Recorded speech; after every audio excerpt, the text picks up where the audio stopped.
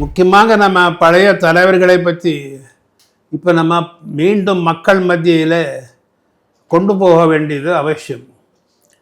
அதை பற்றி நான் சொல்லுவேன்னா, பண்டித நேரு ஆங்கிலத்தில் நான் சொல்லுவது ஹி வாஸ் எ டிசாஸ்டர். அவர் காஷ்மீரை குழப்பி விட்டு மவுண்ட் பேட்டன் பேச்சு கேட்டார்.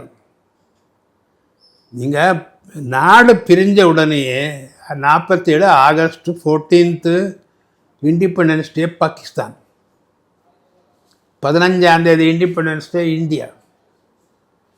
பாகிஸ்தானுக்கு போயிருக்கார் மவுண்ட் பேட்டன் ப்ரீவியஸ் டே.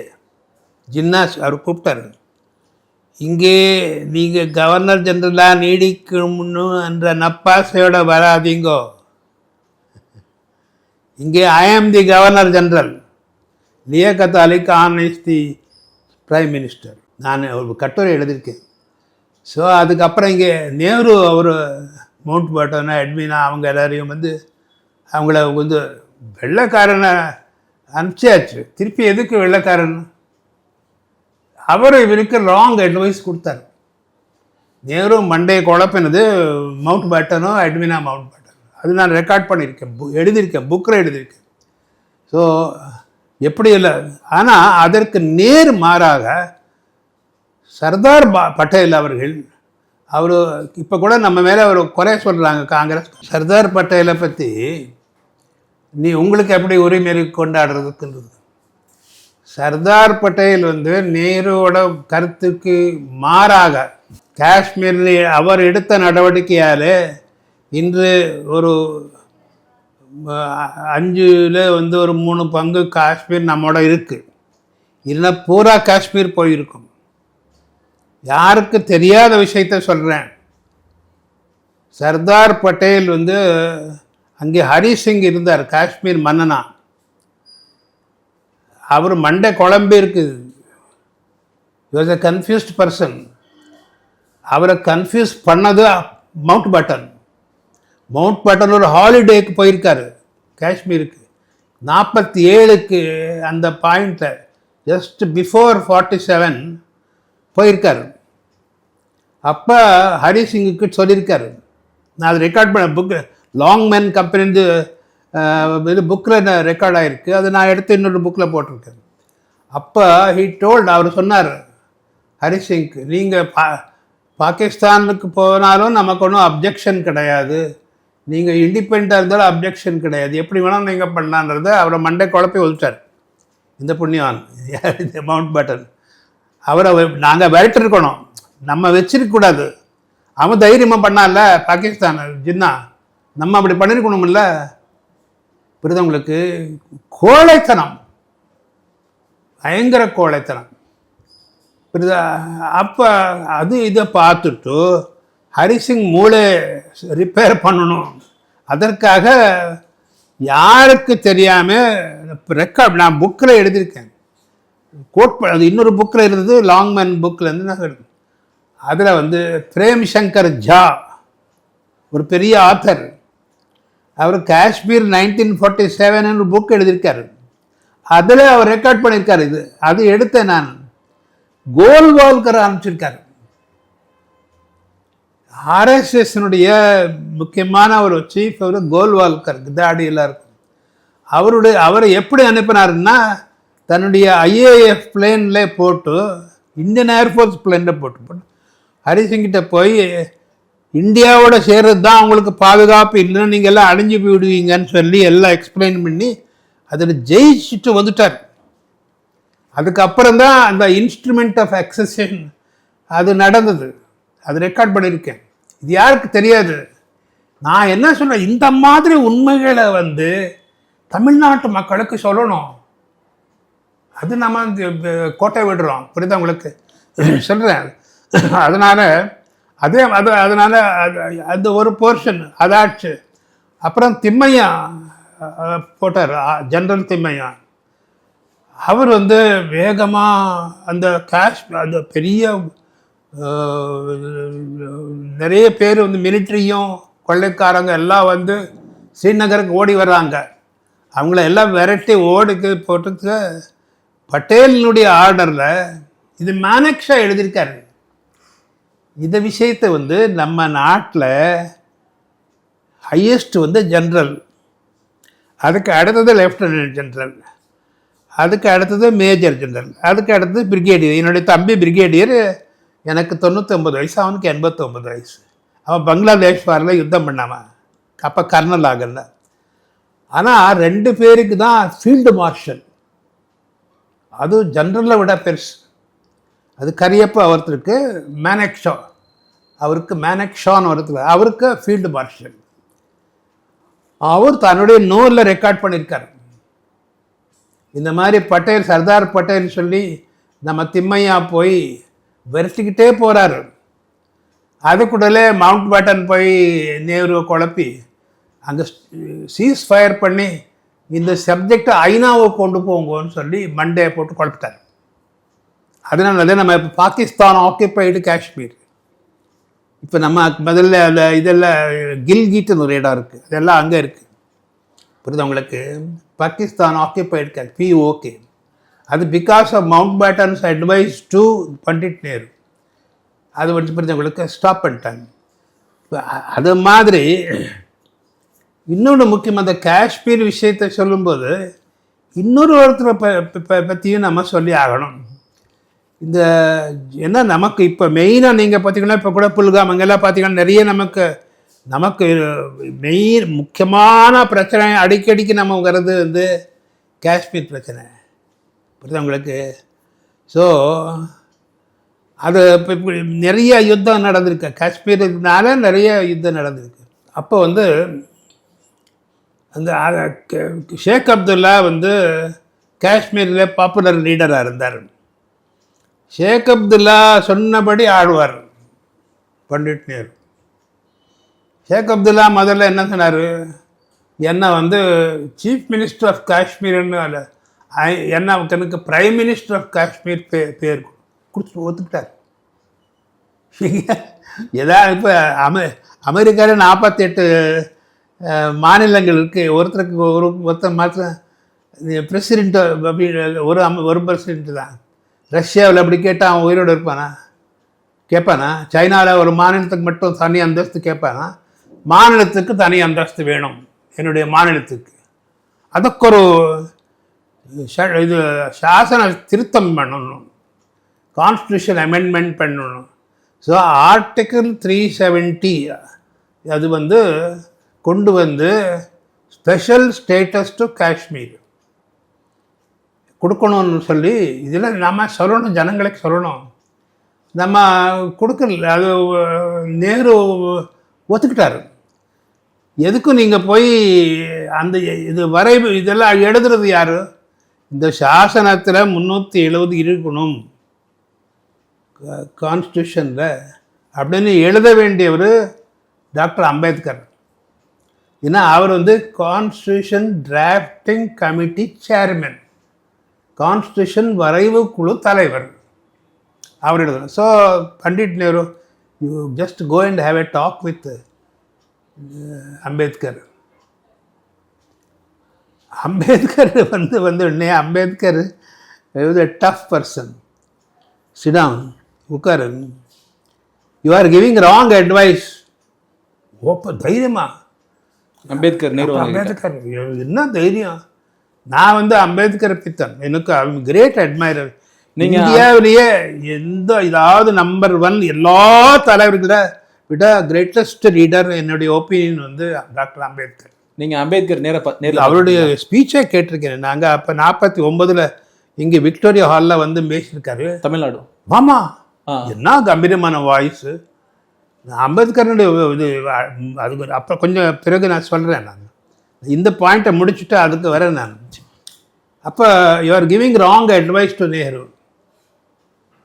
உங்களுக்கு நாம் பாதுகாப்பு எல்லாத்தையும் கொடுக்கணும், ஆனால் நமக்கு அங்கே ஒன்றும் பவர் இருக்கக்கூடாதுன்றது இது வந்து தேச துரோகம் அப்புறம் சொல்லி கடைசியில் அதை நான் கோட் பண்ணியிருக்கேன். அது வந்து இன்னொரு புக்கிலேருந்து அயர்ன் மேன் ஆஃப் இந்தியான்னு சர்தார் பட்டேல் புக்கில் வந்திருக்குது. சர்தார் பட்டேலினுடைய வியூஸும் அம்பேத்கர் வியூஸும் ஒன்றுன்னு சொல்கிறதுக்காக போட்டிருக்காங்க. அப்போ அந்த புக்கிலேருந்து நான் எடுத்தேன். அப்போ அவர் சொல்கிறார், யார்? டாக்டர் அம்பேத்கர், அதற்கு இவருக்கு Sheikh Abdullah, mister Sheikh Abdullah, I, as the law minister of India, will not be a party to this treacherous move of giving separate status to 370. You may go. இந்த 370 கொண்டு செப்பரேட் ஸ்டேட்டஸ் கொடுக்குற இந்த துரோக செயலுக்கு நான் இந்தியானுடைய சட்ட அமைச்சராக இருந்த நான் அதற்கு உடன்பட மாட்டேன். இந்த ட்ரெச்சரஸ் மூவ், இந்த மோசமானது, நீங்கள் போகலாம். அது போயிட்டு அவர் நேரு கிட்ட சொல்லிட்டார். நேரு என்ன பண்ணியிருக்கணும்? பண்டிட் நேரு எவ்வளோ பெரிய பன்ஷா அம்பேத்கர், என்ன ப்ராப்ளம் வந்து டிஸ்கஸ் பண்ணியிருக்கலாம்ல, பண்ணலை. நேரு உடனே என்ன பண்ணாருன்னா என்ஜி ஐயங்காரை கூப்பிட்டார். அவர் உறுப்பினர். இப்போ நீங்கள் சிஎம் மினிஸ்டர்ஸ் இருக்காங்கல்ல, இவர் சேர்மன், ஒரு 4-5 உறுப்பினர் இருக்காங்க, புரியுதா உங்களுக்கு? அதில் அல்லாடி கிருஷ்ணன் ஒரு என்ஜி ஐயங்கார் ஒரு உறுப்பினர். அந்த 370 சட்டத்தை நீங்கள் இன்ட்ரொடியூஸ் பண்ணிவிடுங்கோ பண்ணிட்டார். சொன்ன உடனே அது 17ஆம் தேதி அக்டோபர் 49 10 மணி காலையில் அதை இன்ட்ரடியூஸ் பண்ணுறார். யார்? என்ஜி ஐயங்கார். 1 மணி நேரத்தில் முடிஞ்சு போச்சு. அதுக்கு நீங்கள் ஆச்சரியப்படுவீங்க. அந்த விவாதம் இதில் நான் எழுதியிருக்கேன். அதில் இந்த புக்கு இது வந்து பாருங்க, இதில் எழுதியிருக்கேன் நான். அந்த விவாதம் ஒருத்தர் தான், ஒரே ஒரு ஆள் அப்ஜெக்ட் பண்ணிட்டாங்க. 370 எதுக்கு இது தேவையில்லைன்னு ஒரு முஸ்லீம் மெம்பர், பாருங்கள் எவ்வளோ, அவர் முஸ்லீம் மெம்பர், அவர் வாபஸ் பண்ணியிருக்கார் அதுக்காக. ஸோ கடைசியில் அதை பாஸ் பண்ணிட்டாங்க. அந்த 10 மணிக்கு அது எடுத்த உடனே அம்பேத்கர் வந்து வெளிநடப்பு, சாசன சபைக்குள்ளே உட்காரல, வெளியிட்டார். அடுத்தது 11 மணிக்கு இன்னொரு சப்ஜெக்ட் வருது. அப்போ சேர்மன் யார் சாசன சபைக்கு? Doctor Rajendra Prasad. Who is moving the next agenda அப்படின்னு 11 o'clock. சார், ஐ ஆம் மூவிங்னு அம்பேத்கர் உள்ள வரார்.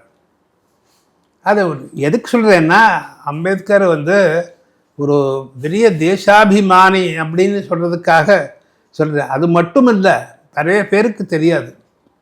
இன்றைக்கெல்லாம் நீங்கள் இந்தியாவில் பார்த்தீங்கன்னா நிறைய ஸ்டாச்சுஸ், சிலைகள் எல்லாம் இருந்தீங்கன்னா மேக்சிமம் யார் மகாத்மா காந்தியா இல்லை, மகாத்மா காந்தியினுடைய ஸ்டாச்சுஸை விட 4-5 மடங்கு ஜாஸ்தி, 10 மடங்கு ஜாஸ்தி அம்பேத்கர் ஸ்டாச்சு. அம்பேத்கருக்கு மாலை போடுறீங்க. ஆனால் இதே அம்பேத்கர் வந்து சாசன சபையினுடைய வரைவு குழு தலைவராக வந்து எல்லாம் பண்ணார். அதனாலே அவர் ஃபேமஸ் ஆகிட்டார். ஆனால் சாசன சபைக்குள்ளே அவர் எப்படி வந்தார் யாருக்கு ஒருத்தருக்கு தெரியாது. நீங்கள் ஒரு 10 காங்கிரஸ்காரங்க மூத்தவங்களே கேளுங்க, அவங்களுக்கு தெரியாது. புரிஞ்சவங்களுக்கு. எனக்கு காங்கிரஸில் நிறைய பேர் இருக்காங்க, பேர் சொல்ல விரும்பல, அவங்களுக்கெல்லாம் தெரிஞ்சிருக்காது. நான் டெஃபினட். அவர் எப்படி சாசன சபை உருவாக்கப்பட்டது கேட்டு பாருங்க, எத்தனை பேருக்கு தெரியாது. சாசன சபை, கான்ஸ்டிடியூயன்ட் அசம்பிளி, ஒவ்வொரு மாநிலத்திலேருந்து இத்தனை பேர் அனுப்பணும். 1 மில்லியன் ஓட்டர்ஸுக்கு ஒரு மெம்பர். ஆகவே எத்தனை இங்கே வந்து மெட்ராஸ் பிரசிடென்சி, ஆந்திரா எல்லாம் இருந்தது. இப்போ பிரகாஷம் வந்து சீஃப் மினிஸ்டர். இங்கே 48 மில்லியன் ஓட்டர்ஸ்னால் புரிதவங்களுக்கு. அப்போ 48 மெம்பர்ஸ் இங்கேருந்து சாசன சபைக்கு. பாம்பேயில் குஜராத்து மகாராஷ்டிரா ஒன்றா இருந்தது, அங்கேருந்து 46 பேர். உத்தரப்பிரதேஷ் அப்போ யுனைடெட் அங்கேருந்து 52 பேர். பங்களாதேஷ் ஈஸ்ட் பாசஸ் எல்லாம் ஒன்றா யுனைடெட் வங்காளம், அது ஹையஸ்ட் 60 பேர் அங்கேருந்து. மொத்தம் 294 பேர். இது வந்து அம்பேத்கர் வந்து 14 எம்எல்ஏகளோட ஜெயிச்சு பாம்பே அசம்பிளிலே உட்காந்துருக்காரு. அவர் ஆட்டோமேட்டிக்காக நீங்கள் அனுப்ப வேண்டியது. அந்த வேலை யாருதுன்னா அங்கே இருக்கிற சீஃப் மினிஸ்டர். இங்கே அனுப்பிச்சது எல்லாரையும் பிரகாஷம், புரியுதுங்களா? அங்கே யூபியிலேருந்து அனுப்பிச்சது கோவிந்த் வல்லப் பந்த். ஸோ இவர் அனுப்பிச்சிருக்கணும். இவர் சீஃப் மினிஸ்டர் யாருன்னா BG Kher, G Kher, Bala Gangadhar Kher, chief minister of Bombay. Nehru phone பண்ணுறாரு அவருக்கு, don't send Ambedkar, better avoid, is a trouble maker, finished, அனுப்பலை. ஸோ எல்லாருக்கும் ஆச்சரியம். அந்த நேரத்தில் ஒரு சீட்டு, இந்த சட்டசபை எல்லாத்துக்கும் அப்பாற்பட்ட ஒரு சீட் இருக்குது. அது வந்து ஆல் இண்டியா ஷெட்யூல்ட் காஸ்ட் ஃபெடரேஷனுக்கு ஒரு சீட்டு. அந்த சீட்டு ஜோகேந்திரநாத் மண்டல், அவர் டாக்கா, ஈஸ்ட் பெங்கால், அங்கேருந்து வராரு. அவர் வந்து வர்றதுக்கு இருக்கார். அவர் அம்பேத்கர் சரி எலெக்ட் ஆகலைன்னு தெரிஞ்சோடனே அவர் பதறி போயிட்டார். அவ்வளோ பெரிய இன்டலெக்சுவல் பாம்பேலேருந்து இருக்கு. உடனே அவர் மனசு பாருங்க, அவர் வந்து வித்ட்ரா பண்ணிட்டார். என்னுடைய இந்த இடத்துல அவரை போட்டார். ஸோ ஜோகேந்திரநாத் மண்டலனுடைய all India scheduled caste federation அந்த சீட் மூலமாக டாக்டர் அம்பேத்கர் வந்து சாசன சபைக்குள்ளே உறுப்பினராக வரார். தயவு செய்து இது எத்தனை பேருக்கு இந்தியாவில், தமிழ்நாட்டில் குறிப்பாக எத்தனை மாலை போடும்போதும் இதை பற்றி சிந்தனை பண்ணணும். நம்ம எவ்வளோ துரோகம் பண்ணோம் அவருக்குன்றது காங்கிரஸ்காரர் சிந்தனை பண்ணி மாலை போடணும். சிந்தனை பண்ணுறாங்களா? அவங்களுக்கு தெரிஞ்சிருக்காது. அப்புறம் மெம்பர் ஆகிட்டார். அப்புறம் வரைவு குழு, அது இன்னும் இம்பார்ட்டண்ட். இப்போ நீங்கள் எம்எல்ஏ ஆனால் என்ன, மினிஸ்டர் ஆகணும் இல்லை, வரைவு குழுன்றது. அது வரைவு குழு வந்து 8 பேர் தான், 7 பேர். அதில் அதுக்கு வந்து பாருங்கள், இது நான் சொல்கிறது கதையை இப்போ டிசம்பர் 9, 1946 பிஃபோர் இண்டிபெண்டன்ஸ் நடந்த நிகழ்ச்சி. அம்பேத்கர் பிரமாதமாக வேலை செய்ய ஆரம்பித்தார். எல்லோரும் அப்ரிஷியேட் பண்ணிட்டாரு. உறுப்பினரா அதுக்குள்ளே வரைவு குழு சேர்மன்னா ஒருத்தரை வெள்ளைக்காரணம் போடணுன்றது நேருனுடைய ஆசை. ஸோ நேரு போய் 2 மாதம் இருக்குது நமக்கு சுதந்திரம் வர்றதுக்கு. ஜூன் மாதத்தில் போய் ஜூன் 5ஆம் தேதி அவர் இவரை பார்க்குறாரு, மகாத்மா காந்தியை. எப்படி போயிட்டுருக்கு, how is the constituent assembly work going on அப்படின்னு காந்தி நேருக்கிட்ட கேட்டிருக்காரு.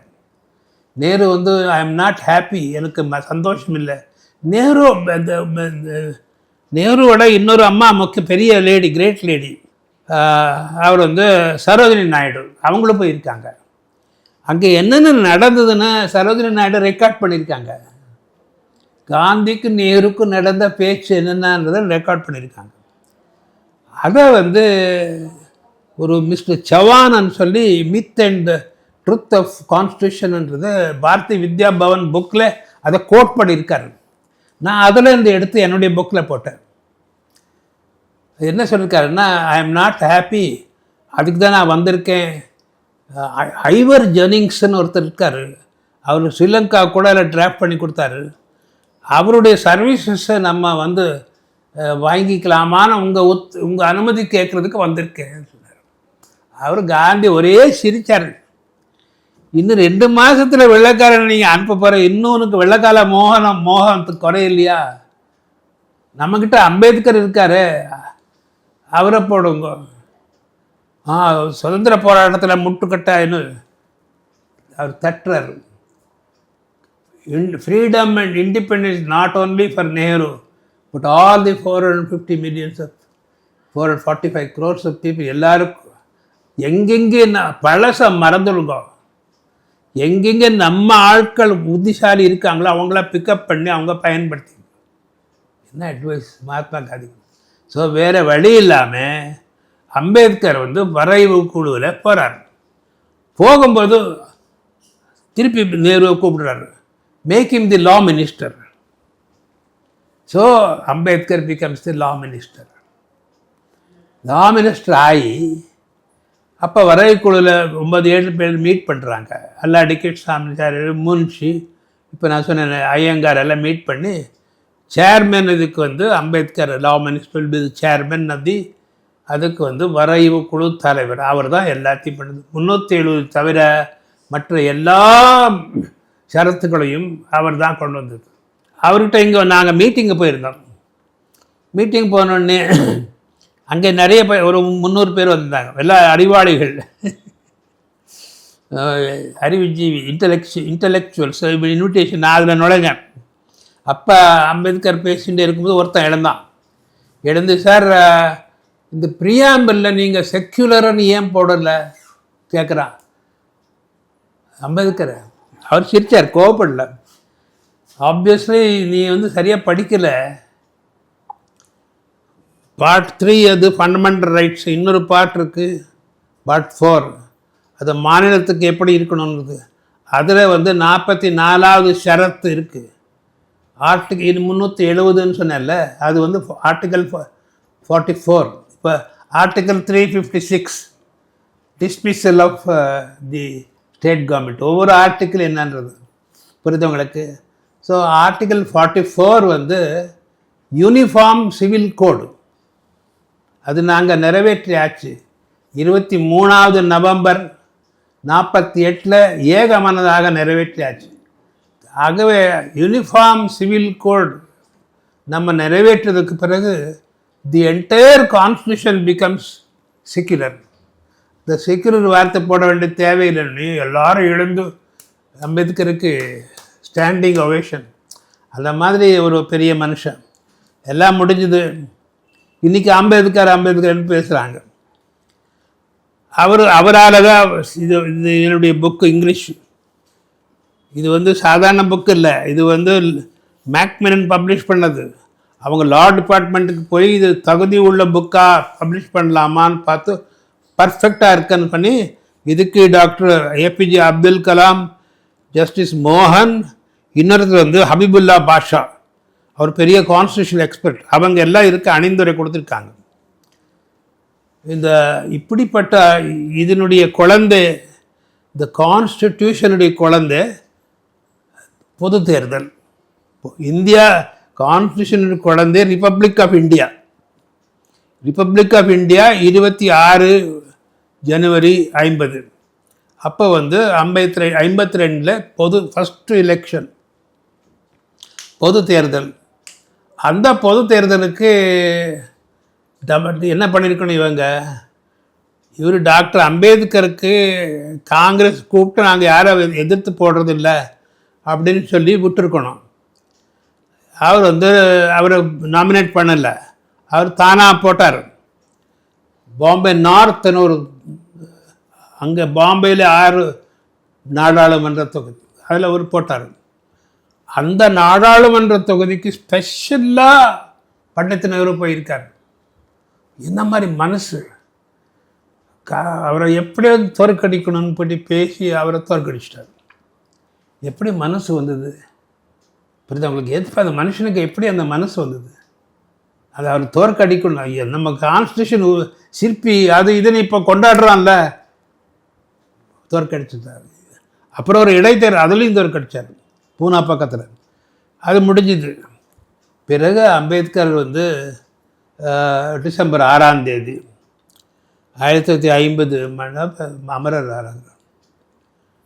அதுக்கு பிறகு கூட அவருக்கு பாரத ரத்னா கொடுக்கவே இல்லை. இவங்களுக்கெல்லாம் பாரத ரத்னா கொடுத்துக்கிட்டாங்க தங்களுக்கெல்லாம், அவருக்கு கொடுக்கல. நேரு கொடுக்கல, லால் பகதூர் சாஸ்திரி கொடுக்கல, இந்திரா காந்தி கொடுக்கல, எந்த காங்கிரஸ்காரங்களும் கொடுக்கல, ராஜீவ்காந்தி யாரும் கொடுக்கல. கடைசியில் 89 அதுக்கு பிறகு